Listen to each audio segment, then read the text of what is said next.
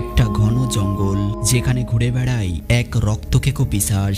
একদিন একটা বাস পথ হারিয়ে ওই জঙ্গলের ভিতরে এসে পড়ে। চারিদিকে ঘুটঘুটে অন্ধকার আর কেমন যেন একটা পরিবেশ। হ্যালো, তোমরা দেখছো এক্সপ্লেইন জোন।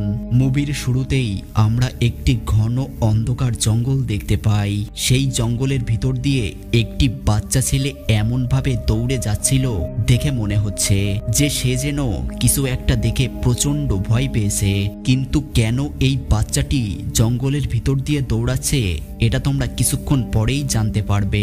এর পরবর্তী দৃশ্যে আমরা দেখি যে একটি লাল রঙের বাস ঘন জঙ্গলের ভিতর দিয়ে এগিয়ে যাচ্ছে। কিছুটা দূর যাওয়ার পর বাসটা হঠাৎ করেই থেমে যায়, কারণ তাদের সামনে একটা গাছ এমনভাবে ভেঙে পড়েছিল যার কারণে পুরো রাস্তাটি বন্ধ হয়ে যায়। কোনো উপায় দেখতে না পেয়ে বাসটি বিপরীতে একটি রাস্তা ধরে পথ চলতে শুরু করে। কিন্তু অদ্ভুত বিষয় হচ্ছে সেখানে আমরা কিছু কঙ্কাল দেখতে পাই এবং চারদিকে কেমন যেন একটা নিস্তব্ধ পরিবেশ। এমন সময় হঠাৎ করেই একটা বিকট আওয়াজ ভেসে আসে এবং আওয়াজটা এতটাই বিকট ছিল যে পাশে উপস্থিত সকলেই ভয় পেয়ে যায়। কিছুটা দূর যাওয়ার পর ড্রাইভার হঠাৎ করেই রাস্তার মাঝখানে একটি মরা হরিণ পড়ে থাকতে দেখে। তখন বাস ড্রাইভার নিজেই সেই হরিণটাকে রাস্তা থেকে সরিয়ে দেয়। ঠিক ওই মুহূর্তে কিছু ডাকাত এসে বাস ড্রাইভারের উপর হামলা করে এবং তার মাথায় বন্দুক ঠেকিয়ে বাচ্চাদের বলে যে তোমরা মোটেও আওয়াজ করো না, না হলে এর ফল খুব একটা ভালো হবে না। তখন সেই বাসের মধ্যে থাকা একটি বাচ্চা ছেলে হঠাৎ করেই একটা বিষয় মনে পড়ে যায় যে এই লোকটাকে তো সে নিউজ পেপারে পড়েছিল, কারণ সে ছিল একটা সাইকো কিলার আর সে কিছুদিন আগেই জেল থেকে পালিয়েছে। তখন সেই সাইকো কিলার সবাইকে বলে যে তোমরা নিজেদের ফোন জানালা দিয়ে বাইরে ফেলে দাও এবং ড্রাইভারকেও বলে যে যদি প্রাণে বাঁচতে চাও তাহলে যেমনটা বলছি ঠিক তেমনটাই তুমি করো। তখন দেখা যায় যে ড্রাইভার ঘন অন্ধকার জঙ্গলের ভিতর দিয়ে বাস চালাতে শুরু করে। তখন আমরা একটি সাইনবোর্ড দেখতে পাই যেখানে লেখা ছিল জোন অফ মিলিটারি, মানে তারা কোনো পরিত্যক্ত মিলিটারি অঞ্চলের দিকেই এগিয়ে যাচ্ছে, যেখানে বহু বছর আগে গবেষণা করা হলেও এখন সেই জায়গাটা পুরোটাই নির্জন। বলতে পারো বহু বছর ধরে সেখানে কোনো মানুষের পা পড়েনি। এবং দেখতে দেখতে বাসটি একটি বিশাল টানেলের ভিতর চলে আসে এবং টানেলের ভিতর আসা মাত্রই বাসটি হঠাৎ করেই বন্ধ হয়ে যায়। তখন ড্রাইভার সবাইকে জানায় যে বাসের ইঞ্জিনটা খারাপ হয়ে গিয়েছে।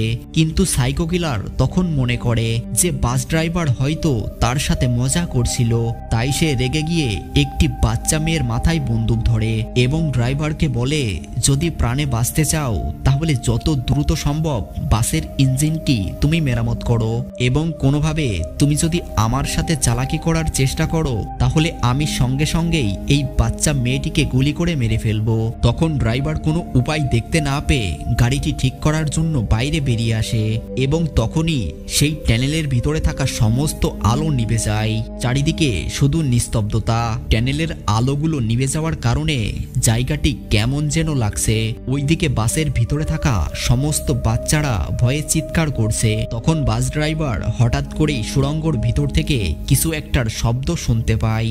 ওই শব্দটা অনুসরণ করে কিছুটা সামনে যেতেই সে একটা ছায়া দেখতে পায়, কিন্তু সে নিজেও জানতো না যে তার জন্য কি ভয়ঙ্কর বিপদ লুকিয়ে আছে। দেখা যায় একটা হিংস্র নরখাদক এসে তার উপরে আক্রমণ করে এবং তার ভয়ানক নখ দিয়ে তাকে সেখানেই মেরে ফেলে। টানেলের ভিতর থেকে কেমন যেন একটা শব্দ আসছে। ওইদিকে বাসের মধ্যে থাকা সবাই এই দৃশ্যটা দেখছিল, কিন্তু ড্রাইভারকে সাহায্য করার মতো সাহস যেন তাদের মধ্যে ছিল না। তখন সেই সাইকো কিলার দ্রুত বাসের ভিতর চলে আসে এবং সবাইকে চুপ থাকতে বলে, কারণ তারা যদি কোনো শব্দ করে তাহলে সেই নরখাদক বুঝতে পেরে যাবে এবং তাদের সবাইকেও মেরে ফেলবে। তখন সেই সাইকো কিলার নিজেই বাসটা স্টার্ট দেওয়ার চেষ্টা করছিল, কিন্তু দুর্ভাগ্যের বিষয় হলো সেখানে বাসের চাবিটা ছিল না, কারণ ওই চাবিটা বাস ড্রাইভার নিজের সঙ্গে করেই নিয়ে গিয়েছিল। তখন সেই সাইকো কিলার মেয়েটিকে বলে যে তুমি যদি ওখান থেকে চাবিটা নিয়ে না আসো তাহলে তোমার বাকি বন্ধুদের আমি মেরে ফেলবো। কোনো উপায় দেখতে না পেয়ে মেয়েটি ভয়ে ভয়ে সেই অন্ধকার টানেলের ভিতরে যায়।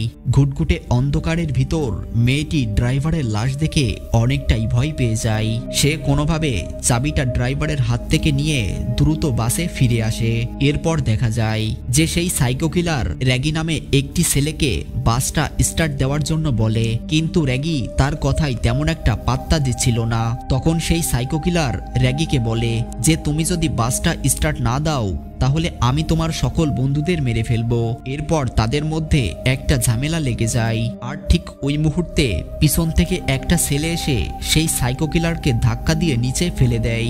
র্যাগি তখন সুযোগ বুঝে সেই সাইকো কিলারের বন্দুক নিয়ে উল্টে তার উপর হামলা করে, কিন্তু সেই সাইকো কিলার ভয় না পেয়ে কেমন যেন একটা রহস্যময় হাসিতে ফেটে পড়ল।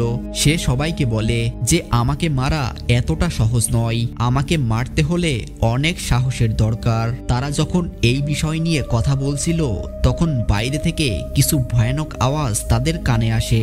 এই আওয়াজ এতটাই ভয়ানক ছিল যে বাসের মধ্যে থাকা সকল বাচ্চারাই অনেকটা ভয় পেয়ে যায়। ঠিক তখন সেই সাইকো কিলার র্যাগির হাত থেকে বন্দুকটা কেড়ে নেয়। এরপর অদ্ভুতভাবে সে বাস থেকে নিচে নেমে যায় এবং অন্ধকারের ভিতরে সে বলতে থাকে যে তুমি যেই হও না কেন আমার সামনে আসো। কিন্তু সেই সাইকো কিলার এটা কখনোই ভাবতে পারেনি যে তার এই পাগলামির জন্য কি ভয়ঙ্কর বিপদ তার দিকেই এগিয়ে আসছে।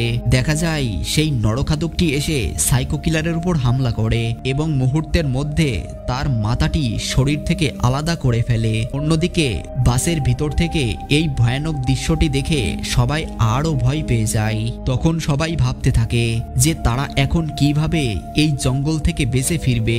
এদিকে চিৎকার ও কান্নার আওয়াজ পেয়ে সেই নরখাদকটি বাসের ভিতরে চলে আসে। তখন ভয় পেয়ে সবাই বাসের ভিতর ছোটাছুটি করতে থাকে। দেখা যায় একটা ছেলে হঠাৎ করেই তার হাতে থাকা একটি টর্চ লাইট সেই নরখাদকটির মুখে মারে। তখন সেই ছেলেটি লক্ষ্য করে যে মুখে আলো পড়ার কারণে ওই নরখাদকটি ভয় পাচ্ছে। এটা দেখে সবাই বুঝতে পারে যে ওই নরখাদকটি আসলে আলো ভয় পায়। তখন ওই ছেলেটি টর্চ লাইটের মাধ্যমে নরখাদকটিকে ভয় দেখাতে থাকে। আর ঠিক ওই সুযোগে সবাই বাসের দরজা খুলে পালিয়ে যায়। অন্ধকার জঙ্গলের ভিতর দিয়ে তারা ছুটতে ছুটতে একটি সুড়ঙ্গের মুখে চলে আসে। সেখানে গিয়ে তারা একটি পুরনো ঘর দেখতে পায়। তারা সকলেই ভয়ে ভয়ে সেই ঘরের ভিতরে প্রবেশ করে এবং ঘরের ভিতরে গিয়ে তারা একটি মানচিত্র খুঁজে পায়, যার সাহায্যে তারা বুঝতে পারে যে এটা একটা সামরিক ঘাঁটি। এবং তারা এটাও বুঝতে পারে যে এটা যদি সামরিক ঘাঁটি হয় তাহলে এর আশেপাশে কন্ট্রোল প্যানেল বা পাওয়ার পয়েন্ট থাকার কথা, এবং তারা যদি কোনোভাবে পাওয়ার পয়েন্টটা চালু করতে পারে তাহলে মুহূর্তের মধ্যেই এই অন্ধকার টানেলের ভিতরে আলো জ্বলে উঠবে। ওইদিকে নরখাদকটি যেহেতু আলো ভয় পায় তাই সেও তাদের থেকে দূরে থাকবে। তখন তারা সিদ্ধান্ত নেয় যেভাবেই হোক না কেন আমাদের সেই পাওয়ার পয়েন্টটি খুঁজে বার করতে হবে। তখন নোলান ও তার সঙ্গী সেই পাওয়ার পয়েন্টটা খুঁজতে বের হয়। ওইদিকে র্যাগি ও তার বন্ধু কুইনি মিলে সেই ঘরের ভিতরেই বসেছিল। এমন সময় কুইনি হঠাৎ করেই জানায় যে তার ওয়াশরুমে যেতে হবে, কিন্তু সে ভয় পেয়ে একা একা যেতে পারছিল না। তখন র্যাগি তার সাথে যায়। সে অনেকক্ষণ ধরে ওই ওয়াশরুমের বাইরে দাঁড়িয়েছিল, কিন্তু কুইনি কোনোভাবেই ফিরে আসছিল না।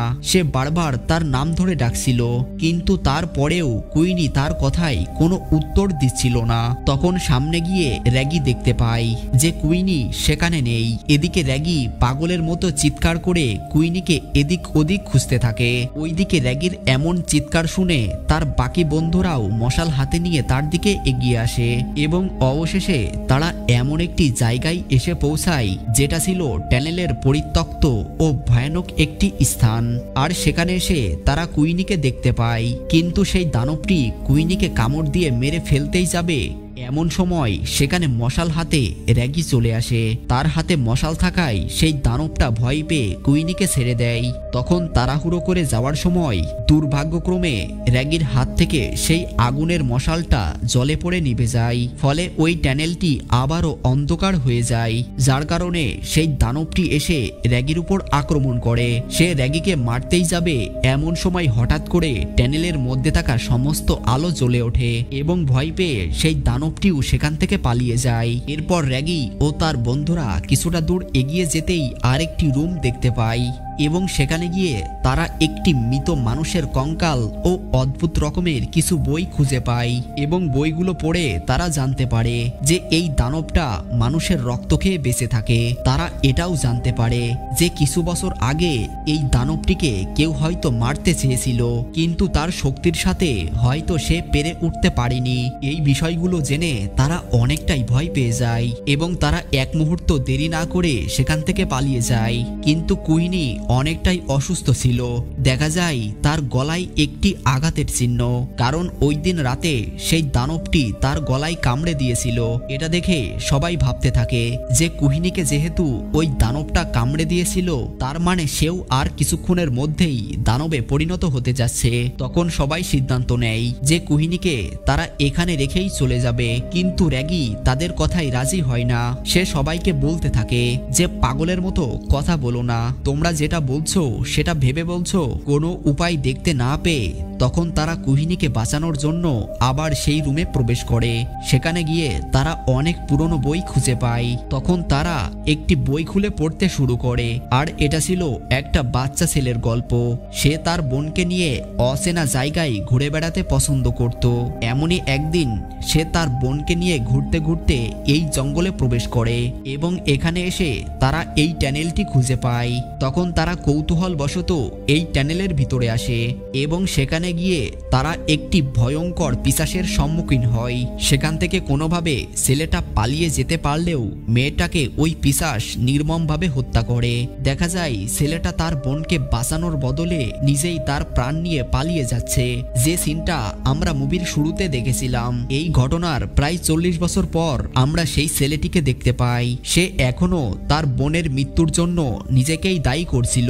ওই দিন সে তার বোনকে বাঁচানোর বদলে নিজেই সেই জঙ্গল থেকে পালিয়ে যায়। তাই সে মনে মনে একটা পরিকল্পনা করে যে এবার যদি তার মৃত্যু হয় তাও সে তার বোনের হত্যার প্রতিশোধ নেবে। তাই সে 40 বছর পর আবারও এই জঙ্গলে ফিরে আসে এবং গবেষণা করতে শুরু করে যে কিভাবে সে ওই পিশাচকে মারতে পারবে।